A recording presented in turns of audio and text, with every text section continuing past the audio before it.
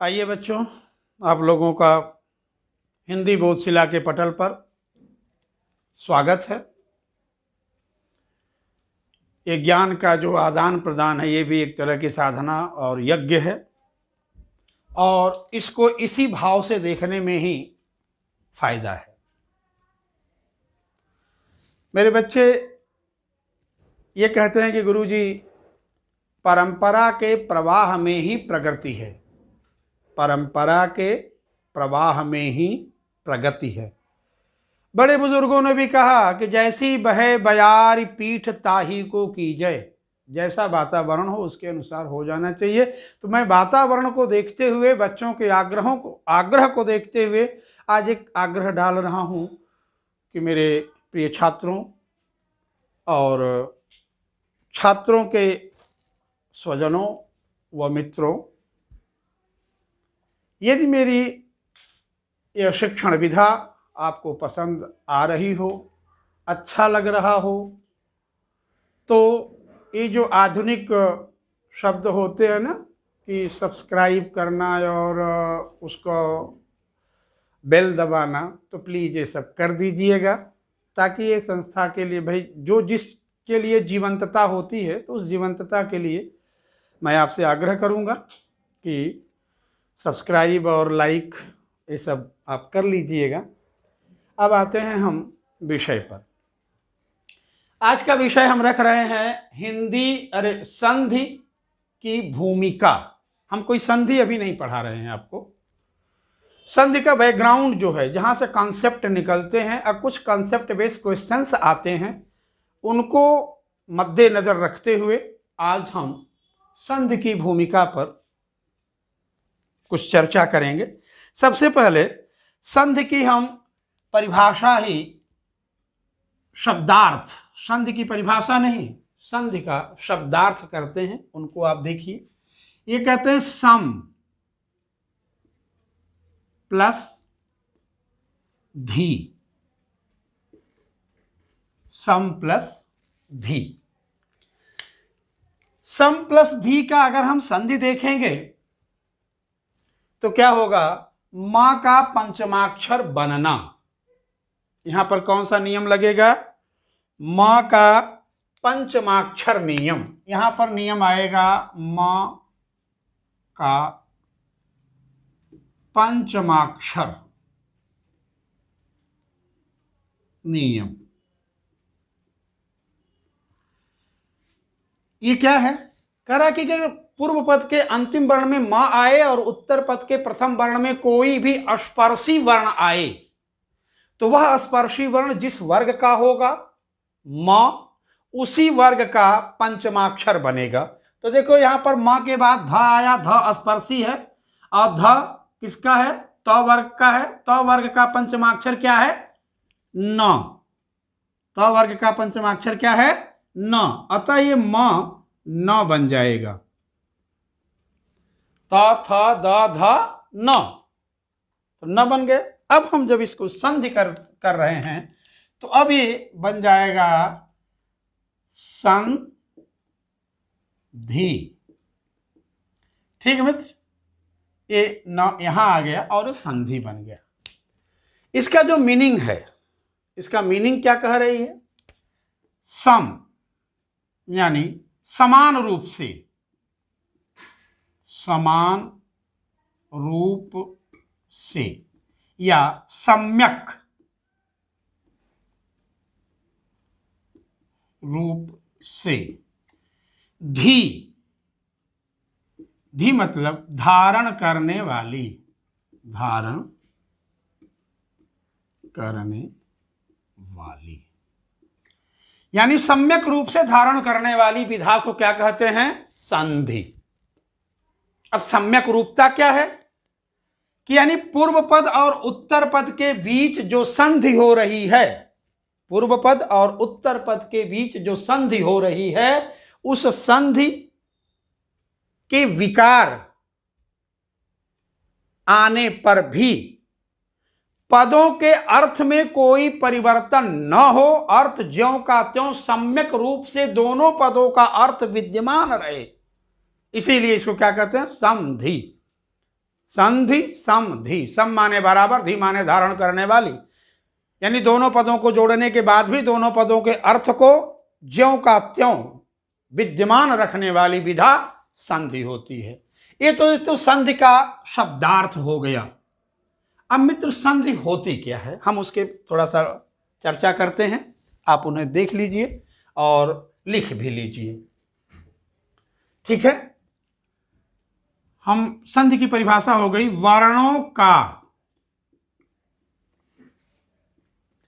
वर्णों से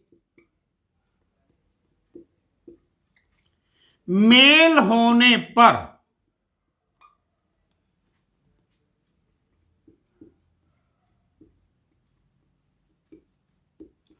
वर्णों में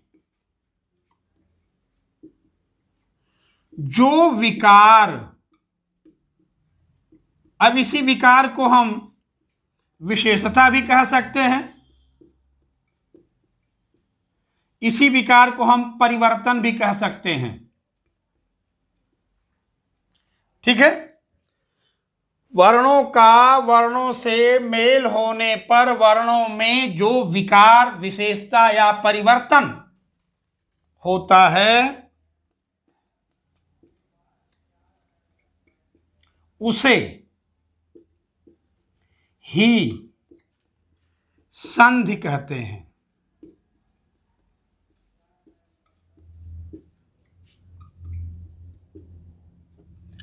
ठीक मित्रों, ये संधि की परिभाषा है या लक्षण समझ लीजिए, इसको हम लक्षण ही बोलेंगे कि क्या लक्षण है। तो वर्णों से मेल होने पर वर्ण में जो विकार उत्पन्न होता है उस विकार को हम संधि कहते हैं। जैसे अब हम यहां ऊपर का मिटा दे रहे हैं, या अभी इधर देखिए, जैसे हमने यहां लिखा सम प्लस कर, अब ये क्या हो गया,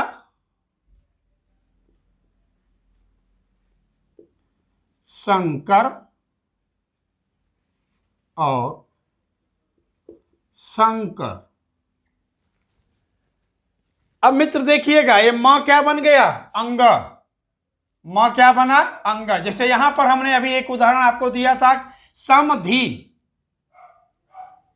म न बना था, पंचमाक्षर नियम यहां लागू, वही नियम यहां भी लागू है, क्योंकि म के बाद स्पर्शी वर्ण आया, स्पर्शी वर्ण क है, क वर्ग का पंचमाक्षर क्या है, अंग। तो अतः ये जो म है ये क्या बन गया, अंग बन गया, और अंग बन करके क के साथ जुड़ेगा और ये शंकर बन जाएगा।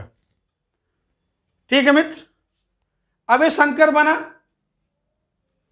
ये व्याकरण है और ये मानक हिंदी है, इसको ध्यान दीजिएगा।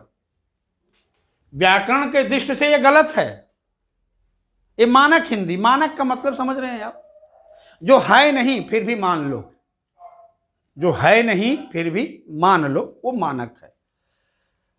मानक हिंदी क्यों बनाई गई, क्योंकि आपने देखा कि हिंदी में कुल मिलाकर के 52 वर्ण हैं, और जब कंप्यूटर आया तो कंप्यूटर इंग्लिश बेस है, उसमें कुछ 26 वर्ण हैं।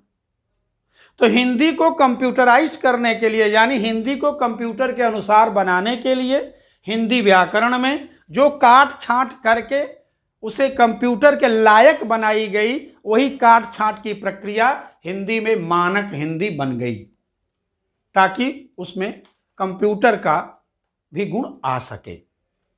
तो यहां जो देख रहे हैं ये मानक हिंदी है, ठीक है, ये व्याकरण है, ये शंकर व्याकरण है, ये मानक हिंदी है। तो इस तरह से यहां पर एक विकार आया, म क्या बन गया, अंग बन गया। अगर हम इसी तरह से यहां पर बोले जगत, जगत प्लस गुरु, क्या हो गया, जगत गुरु। अब त क्या बन गया, द बन गया, विकार आया तो क्या बना, द बना, विकार आ गया, परिवर्तन हो गया। इसी तरह से अगर हमने यहां लिखा आह, ये हो गया चर्य, क्या हो जाएगा ये आश्चर्य,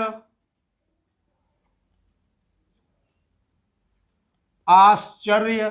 अब देखिए ये जो था विसर्ग, विसर्ग क्या बन गया, स बन गया, विसर्ग में भी परिवर्तन हुआ। स्वर में देख लीजिए,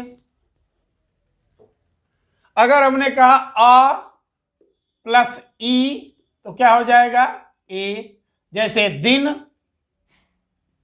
प्लस ईश क्या हुआ दिनेश। ठीक मित्र, क्योंकि अ प्लस ई बराबर ए, गुण संधि है, तो ई क्या परिवर्तन किसमें हो गया ए में। ये जो विकार आया ये स्वरों में विकार है। अब इसी को अगर हम उल्टा कर दे रहे हैं तो क्या विकार पैदा हो रहा है। अगर यहां पर हम करते हैं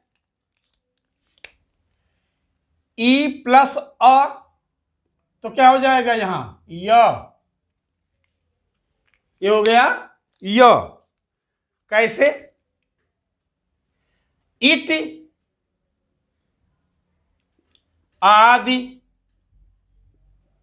क्या हो जाएगा इत्यादि। ये देखिए इसका जो ई है, यहां पर जो ई है वो यहां पर य बन करके उपस्थित हो गया।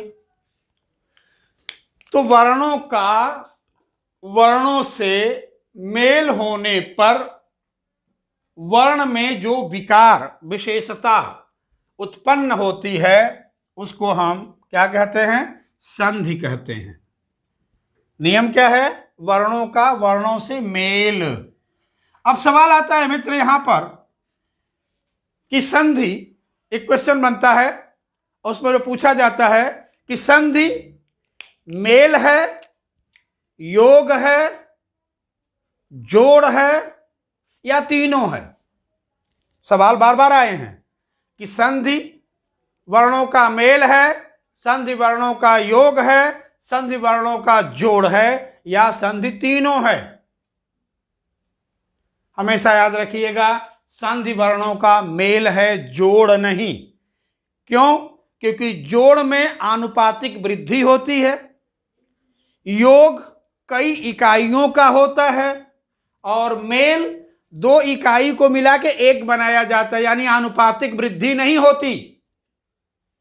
यहां दो वर्णों को मिलाया गया लेकिन वर्ण का कोई विकार, संख्यात्मक कोई विकार उसमें नहीं आ रहा। जैसे आप यहां पर देखिए अ भी एक है, ई भी एक है, ए भी एक है, ये इनके बराबर दो नहीं हुए, एक ही है, दो नहीं हुआ, आनुपातिक वृद्धि नहीं दिखेगा। इस नाते संधि क्या है, मेल है। किसका, वर्णों का।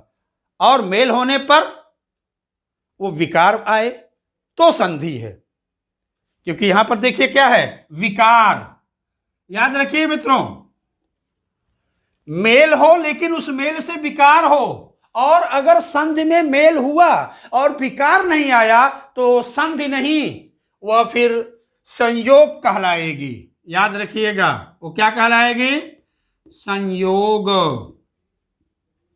संधि और संयोग में यही अंतर है कि वर्णों का मेल होने से, अगर वर्णों के मेल से विकार पैदा होता है तो संधि, और वर्णों का मेल हो गया लेकिन कोई विकार नहीं आया तो क्या हो जाएगा, वो संयोग, वो विकार नहीं होगा।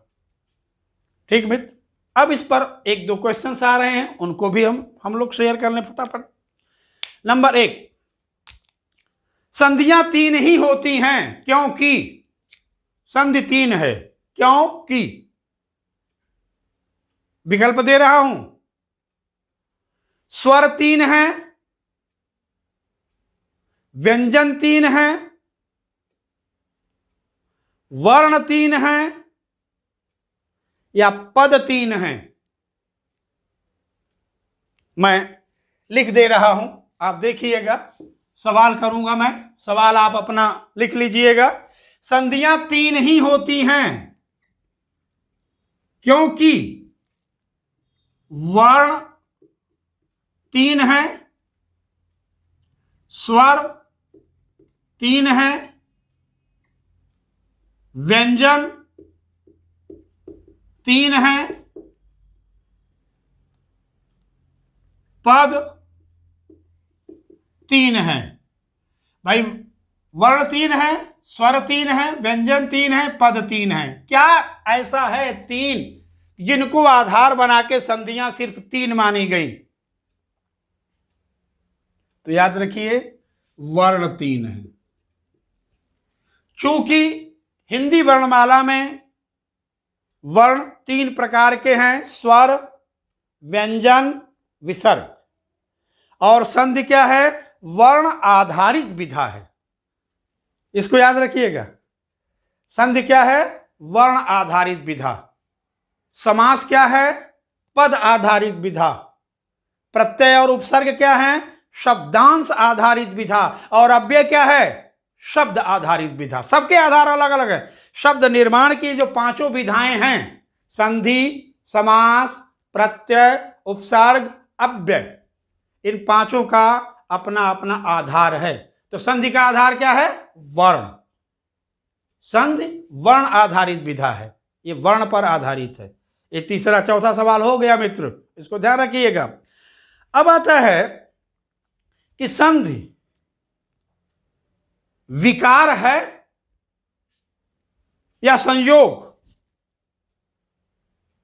तो क्या बताएंगे आप? संधि विकार है।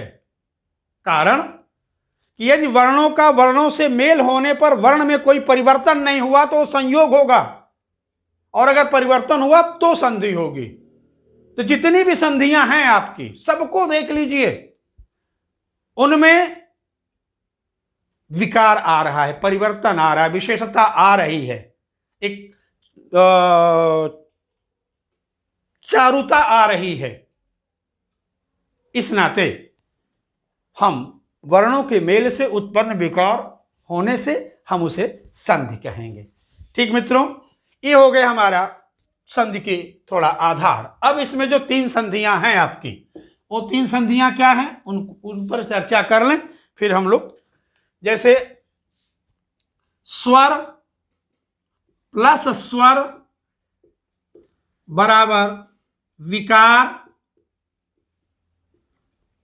क्या हो गई? स्वर संधि। इनको ध्यान दीजिएगा। यानी जब दोनों पदों में स्वर आए और उसके मेल से स्वर में विकार हो तो स्वर संधि होगी। स्वर प्लस स्वर बराबर स्वर संधि। दूसरा है कि व्यंजन प्लस स्वर या व्यंजन बराबर विकार बराबर व्यंजन संधि। यानी व्यंजन संधि का लक्षण क्या है? कि इसके पूर्व पद के अंत में व्यंजन आए और उत्तर पद के प्रथम वर्ण में स्वर या व्यंजन हो, और पूर्व पद का व्यंजन अगर विकृत हुआ, परिवर्तित हुआ, तो व्यंजन संधि होगी। इसी तरह से विसर्ग में क्या है कि विसर्ग प्लस स्वर या व्यंजन बराबर विकार बराबर विसर्ग संधि। इनका कंडीशन क्या है मित्रों? कि यदि पूर्व पद के अंतिम वर्ण में विसर्ग आ रहा हो और उत्तर पद में स्वर अथवा व्यंजन के मेल से विसर्ग में परिवर्तन हो तो विसर्ग संधि। क्लियर हो गए तीनों? स्वर प्लस स्वर बराबर स्वर संधि, व्यंजन प्लस स्वर व्यंजन बराबर व्यंजन संधि, विसर्ग प्लस स्वर या व्यंजन बराबर विसर्ग संधि। मतलब क्या हुआ कि स्वर का स्वर से मेल होने पर स्वर में परिवर्तन होगा तो स्वर संधि, व्यंजन का किसी स्वर अथवा व्यंजन से मेल होने पर व्यंजन में जो परिवर्तन होगा तो व्यंजन संधि। उसी तरह से विसर्ग का स्वर अथवा व्यंजन से मेल होने पर विसर्ग में जो परिवर्तन होगा वो विसर्ग संधि होगा। यानी पूर्व पद में आने वाले वर्णों में यदि विकार हो रहा है तो वह वर्ण जिस कोटि का होगा वह संधि उस कोटि की मानी जाएगी। मेरे मित्रों, क्लास का यहीं समापन कर रहा हूं और ये भूमिका हम आपको उपस्थित किए हैं। इस पर आप लोगों का जो भी राय बने, जैसे आप हमेशा देते रहे हैं वैसे आप इस पर भी दीजिएगा। हमने इसको बहुत संकुचित किया क्योंकि आप ही लोगों ने बार बार कहा कि गुरुजी 40 मिनट 35 मिनट का क्लास न बने, छोटे छोटे क्लास बनाइए। तो हमको देखो बेटा कुछ आता जाता है नहीं, साफ बताऊं, ये आधुनिकता का हमको ज्ञान नहीं है। हम इस पर कहो इसी को तो 8 घंटा 10 घंटा 12 घंटा 24 घंटा पढ़ाई डालें, तो हमको कितना सिकोड़ना कितना फैलाना, ये हमने जैसा आप कहोगे। मैं बोला था ना, मैं आप लोगों के लिए हूँ, आप जैसा चाहोगे जिस रूप में चाहोगे मैं उसको उसी रूप में प्रस्तुत कर दूंगा। इसी को कम से कम 7-8 और तरीके दे सकता हूँ, ठीक है। तो हमारी तरफ से निश्चिंत होकर के अपने अनुसार हमें यहाँ पर यूज कीजिए। अपना कमेंट्स अवश्य देना बेटा, क्योंकि वही हमारी ऊर्जा है। आपके कमेंट से ही हमें ऊर्जा प्राप्त होगी और हम ऊर्जित होकर के उस कार्य को अच्छे से करेंगे। ठीक बेटा, ओके, धन्यवाद।